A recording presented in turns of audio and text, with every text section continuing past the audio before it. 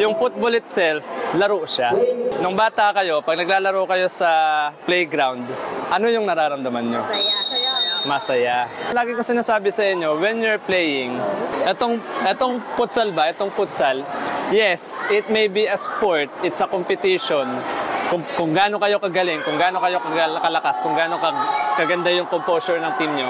Pero it's a game. Maika? It's a game. And ano yung dapat nararamdaman ng players kapag naglalaro ng isang laro?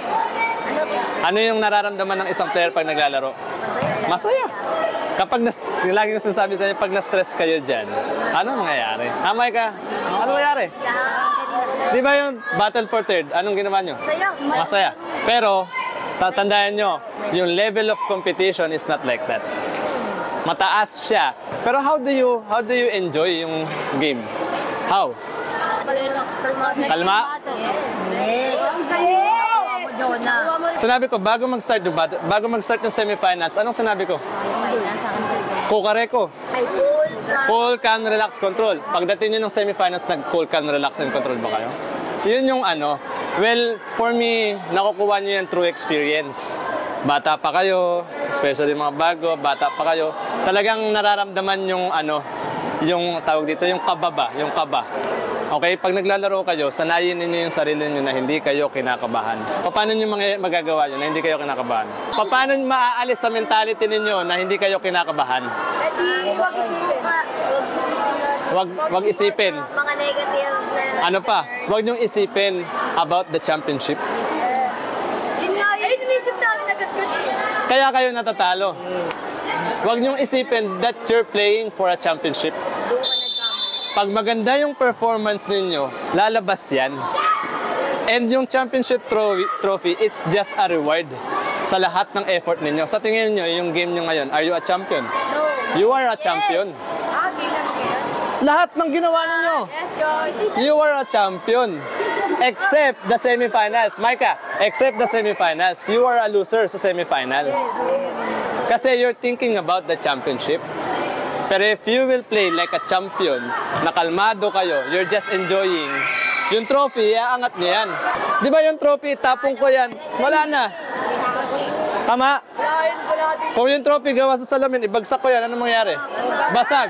Pero, ano, nanalo pa rin kayo. Diba, ganun lang yan kasimple. Huwag niyong isipin, pag naglalaro kayo sa competition, no matter what happens, you will be a winner if you will play like a winner. Kuha, ganun lang kasimple.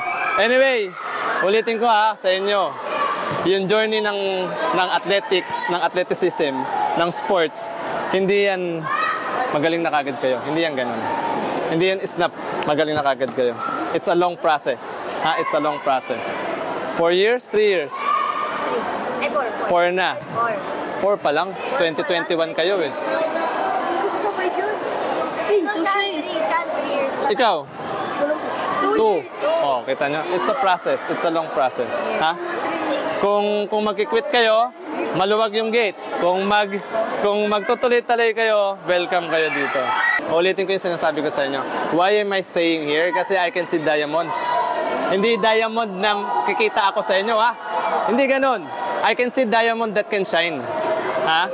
And ako, tubong tondo talaga ako. Ang puso ko nasa tondo. Paano nabubuo ang diamond? Gawin na lang nating simple. Yung diamond, nabubuo yan pag iniipit yung carbon. Hindi mabubuo ang diamond pag hindi mo pinipress. And kayo, di ba sabi ko, you're like a diamond? Kung hindi kayo ipipress, hindi kayo magsashine.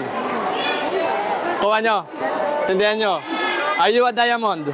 Oh, yes. So, kailangan tanggapin nyo yung pressure ko. Tanggapin nyo yung pressure ko dahil ako demanding akong coach. Tanong nyo sa kanila. Pag di nila nagagawa yung play, ulit yan. Ganun yan, Maganda yung pinakita ninyo. Except yung sinasabi nyo na pe-pressure kayo. Yes.